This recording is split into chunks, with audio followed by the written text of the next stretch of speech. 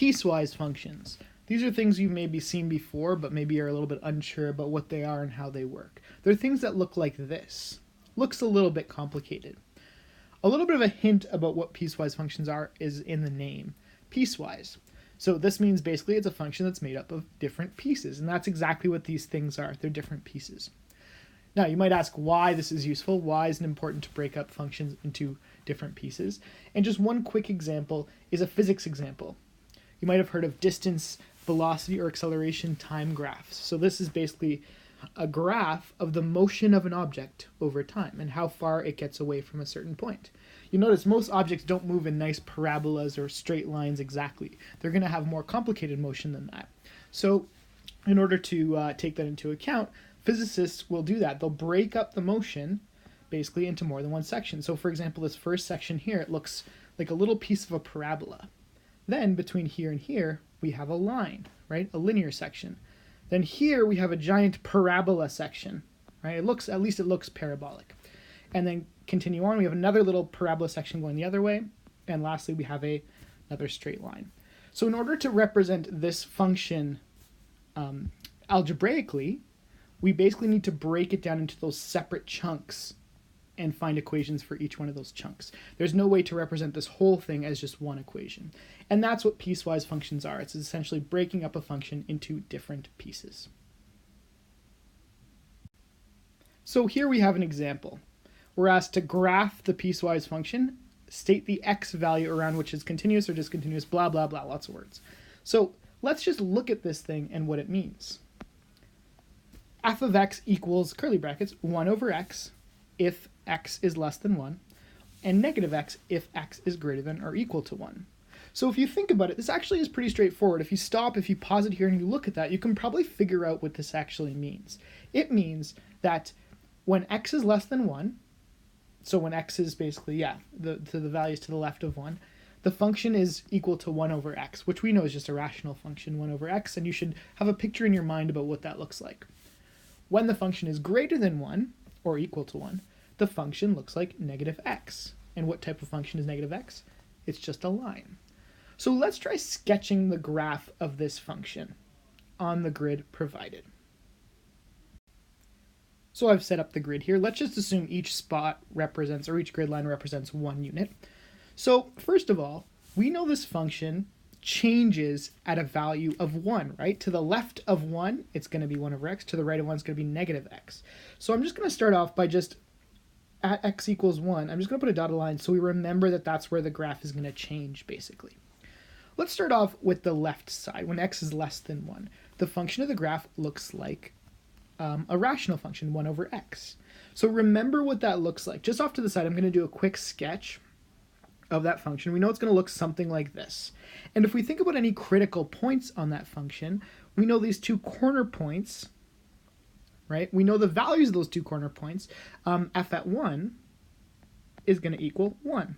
And in this corner point here, f at negative 1 is going to equal negative 1, right? If you're not sure about that, just plug in the values into this, right? And you'll see very quickly that those are 2 critical points. So when we're graphing these, we should at least start off with some critical points. Also, we know that there are asymptotes at x equals 0 and y equals 0, right? So the trick is, let's sketch this thing, but we have to be careful about that line at 1. So on the left side, it's going to be very easy, right? Oh, that wasn't good. Remember, I got to go through this point of x equals 1, right? That's our critical point. So it's going to look like that and like that, something like that, a little bit smoother in that corner. But you get the idea, right? And to the right of 0, it's going to start up here, asymptotic to that 0, and it's going to come down and it's going to meet this point right here, right?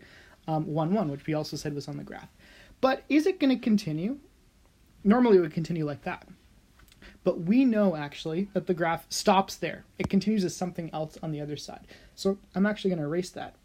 If it helps you to draw the whole thing and then erase part of it, by all means, that's a correct method to use. And we also know, so the second part on the right-hand side, is the line negative x, right? When x is greater than 1. So we can start off by thinking about what negative x is, right? Negative x is just a line with a slope of negative 1. And the y-intercept is going to be 0 since there's no b value there, right? So what this looks like, if I just draw the whole line, it's going to look something like that. I sort of missed that 0 point, but it's very, very close, right? So it's going to look something like that. Now, do we show the whole line here? Well, no, it's only equal to negative x if x is greater than or equal to 1. So I'm going to erase everything basically to the left of 1, right? So without erasing too much there we go. There we go. So are we done? One last thing. What happens at 1? What is the equation of the value of the function at 1? What is f at 1, where this function splits?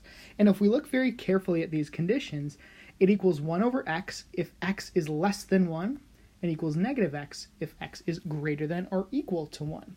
So notice, at 1, we're obviously going to fall in the second category, right? Because it's less than or equal to. That or equal to is key there. So basically the function is going to equal negative x.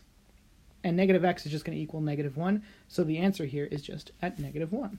So the function at 1 is just going to equal negative 1. So at that point of negative 1, I'm just going to put a solid dot there to represent where that graph goes. If we look at this side, right, does this exist at this point of 1?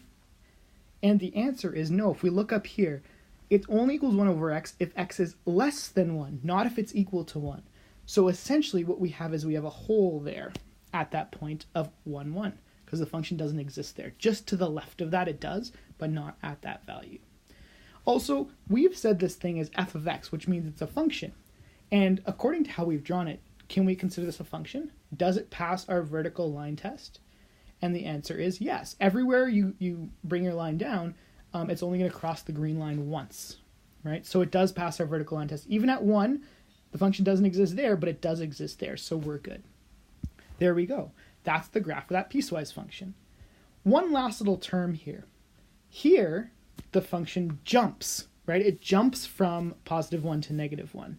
And because it jumps, we actually have a special name for that area. We call it a jump discontinuity.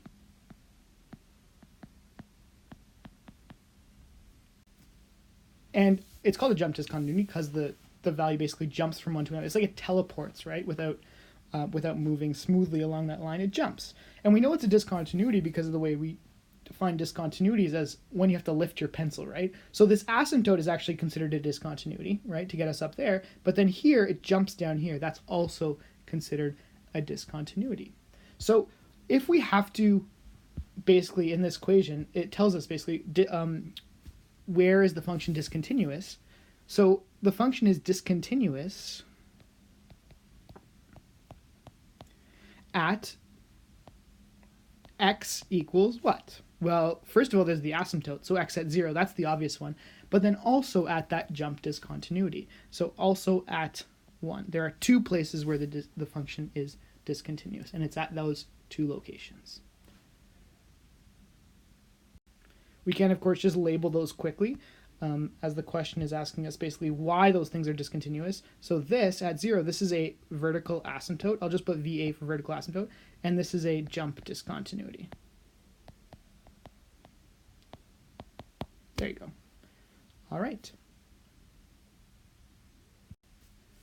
So moving on to the next question. F of x is the absolute value of x plus 2 if x is less than or equal to negative 1. But if x is greater than negative 1, it's negative x squared plus 2. So we have to graph this thing. So let's start off by drawing an axis. There we go. And also, I'm going to put in where that graph is going to transition from the absolute value of x plus 2 to negative x squared plus 2. And I'm just going to put that as in a dotted line. It's not actually an asymptote. Usually we label asymptotes with a dotted line, but this just refers to where sort of those two different regions of the graph are. And I think it makes it nice and easy if we draw it as a dotted line. So the first part, the absolute value of x plus 2. What does that look like? Well, if you're not familiar with absolute value functions, I'm just going to draw a very quick sketch of one here. Basically what an absolute value is it turns any negative values positive. Right? So if we have a function, for example, just the simplest one, y equals x. That's what y equals x looks like, right? It's just a line that has a slope of 1 and crosses through 0, 0. If we take the absolute value of x, what that's basically going to do is going to turn all our negative values positive, our negative y values positive. So on this side, it's going to stay the same, but then when it gets to this point, it's going to basically flip all those points up to the positive side. So the absolute value function looks like this. Y is the absolute value of x. It's going to look like that. So it looks sort of like a V, and the critical points here really is just 0, 0. So for this parent function of the absolute value of x, it's just going to be 0, 0. Now, that's not the function we actually are given in this question. We're given the absolute value of x plus 2. And if you think about what that plus 2 is going to do as a transformation, what's it going to do? Well, remember, the plus 2, that's like your d value inside the function, right? And it's going to shift the function to the left by a value of 2. That's actually what it's going to do. So just shifting it left by a value of 2, what's this point down here going to become? It's going to become 0. Oh, sorry, not 0. Negative 2, 0. Right? It's just going to shift it to the left 2. So that's going to be our point there. So let's sketch this on our actual grid. We know we're going to start here at negative 2, 0. Just put in that point. And the lines on either side have a slope of 1 because there hasn't been any stretches or compressions of this function. So if I draw that nicely going up to there, and then on the other side just going up at a slope of 1, roughly. It's a little bit hard to do on the iPad, but you get the idea. Okay, so there is our absolute value function. It stops at negative 1 because that's where the function stops at negative 1. Also, should we put a hole or a solid point at negative 1? And the answer is it's equal to, x is less than or equal to negative 1, so we can put a solid point there, right? Because it actually exists at that point. All right, second function. Try to graph this one yourself. Pause it here, it's just a quadratic. Pause it here and see if you can graph it yourself. All right, hopefully you've tried it yourself. If not, maybe you're a little bit stuck on this. So again, I'm just going to do a little quick sketch off to the side. We know our square root function is going to look something like this. Or sorry, our x squared function is going to look something like that, right? Not too fancy. What's that negative going to do? Well, it's going to flip it upside down, right? This is negative x squared. And then that plus 2, what's that going to do to our function? It's going to shift it up by a factor of 2, or by a value of 2. So this is negative x squared plus 2. So there we go. You don't need to show this work on the side if you're okay with doing it like that. But basically, to graph this, I'm going to start it at 2, 0, or 0, 2, I should say, right? We know that that point's on the function. And then this is like a regular parabola. So a regular parabola, but it's upside down, would go over by 1 and down by 1.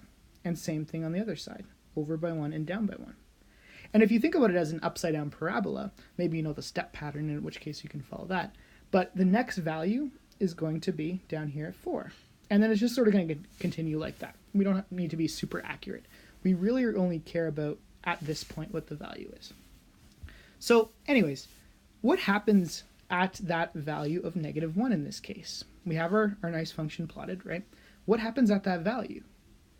Well, notice how even though negative 1 wasn't a point on this second part, right, at this negative 1, 1, it was a point on here. And those two ends meet up nice and perfect. They meet both at negative 1 and 1. Because they meet up like that, is the function continuous or discontinuous? Well, because of that, we can say the function is continuous. Right? It's continuous. You don't have to lift your pencil to draw that function, even though it's a piecewise function. So sometimes the two sides can match up like that. So this is a great question here, example 2. It's asking us if this function is continuous or not. And we can do like we did in the previous question and sketch the graphs of it and see if those two ends meet up at each of these points. But we can also do it algebraically if you think a little bit. So what are our 2 points where this thing can potentially be discontinuous? And the answer is at 0, right? At 0, because that's where those two sides meet. And at 3, because that's where those two sides meet, right? So essentially what we're saying is these two equations are going to sort of meet each other at a location of 0. So at 0, what's going to happen to those two functions, right? So I'm going to start off by just labeling at x equals 0. What's going to happen? Well, we can check both of those equations at 0. if those equations have the same value at 0, we know the two ends of the function meet up there, right?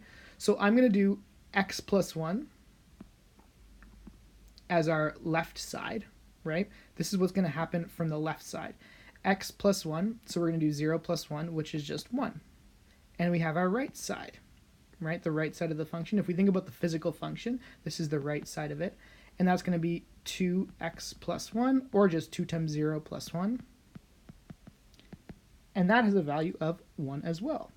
So essentially what this is saying is it doesn't really matter what the function's looking like, but at a value of 0, if this is our 0 value, the function from the left side and the function from the right side are both going to approach a y value of 1, right?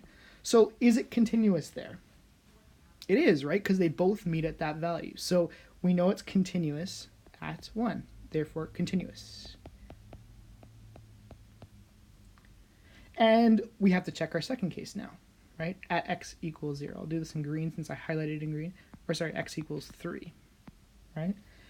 At x equals 3, we can check again the left side and the right side and see if they're going to come together at that point. So left side, that's just going to be 2x plus 1. So I'm just going to plug it in. 2 times 3 plus 1, which is 7. And then the right side is going to be 4 minus 3 squared. So 4 minus 9 is going to give us negative 5. So if I was to do a quick sketch, what happens at a y value, or sorry, an x value of 3, say this is the x value of 3 on our graph, from the left side we're going to approach 7, right? And from the right side we're going to approach negative 5. I'm not drawing these accurately, I'm just sort of sketching them. So this would be 7 up here, and this would be negative 5. Right? So those functions don't actually meet. They don't come together at one point. So therefore we can say discontinuous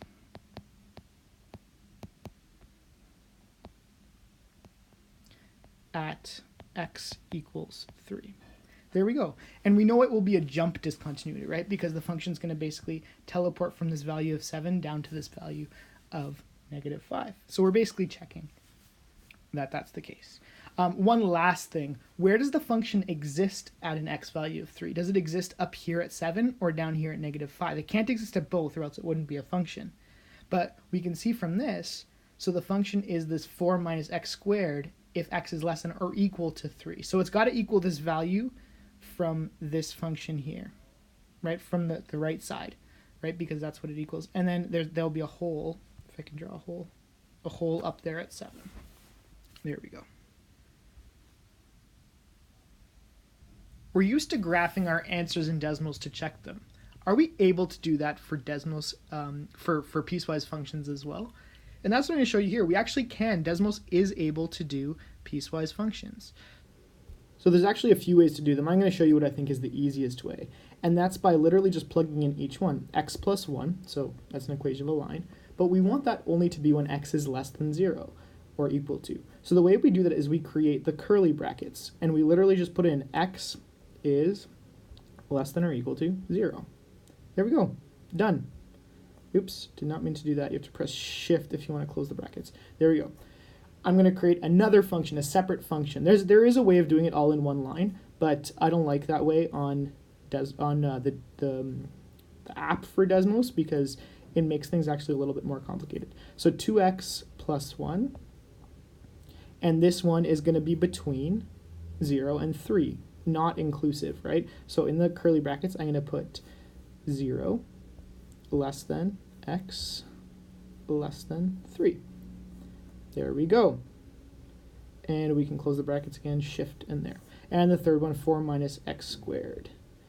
4 minus x squared, and then we set our range, or I should say our domain. Oops, too many times. X is greater than or equal to 3. There we go.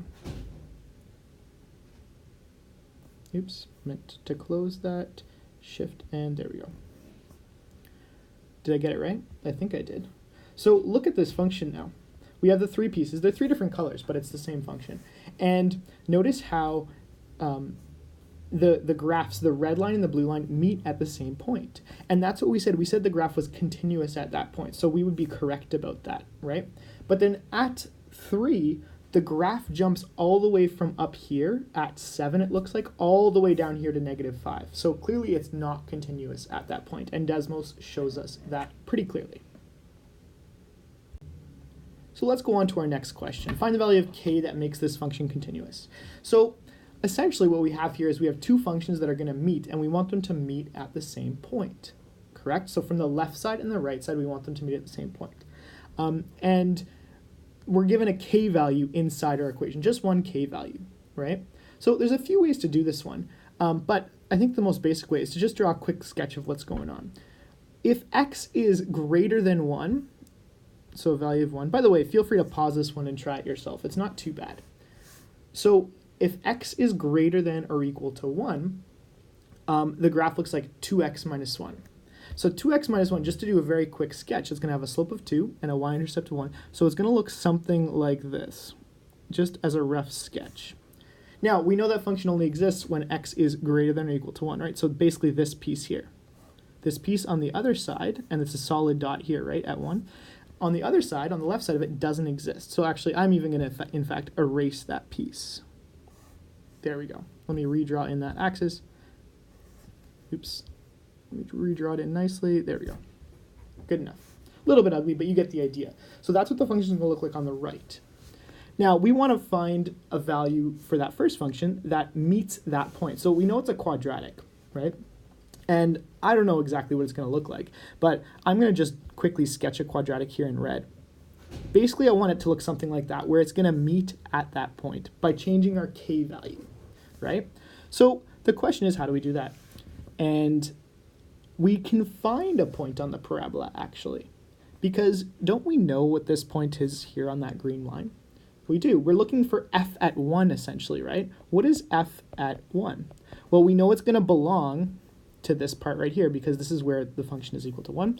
So it's going to be 2 times 1 minus 1. It's an ugly 1. 2 times 1 minus 1, which is just going to be 1. So f at 1 is just 1.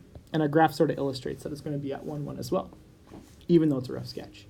So we know that that point also has to be on the parabola, right? Also has to be here. So all we have to do is set x squared minus k. All we need to do is we need to plug in, set that equal to 1. And we know that's true where x is 1, right? So we essentially are just plugging in the x and the y values, and then we're just going to solve for k. So not too bad, right? 1 squared minus k equals 1. Well, these are just going to go away. K is equal to 0. Well, that's a bit of a weird result, right? It's telling us that k is just going to be 0. So let's think about if this makes sense. Remember, we're looking for k that gives us a parabola that goes through the point 1, 1. Well, you know, if you look at our rough sketch, right? 1, 1 is a point on the parabola x squared, just our parent function parabola, right? So it makes sense that we're starting at 0, 0 for that parabola, and we're going up to 1, 1, and that's it. So essentially our answer for this is just going to be x squared, and the value of k is 0 to make that function continuous.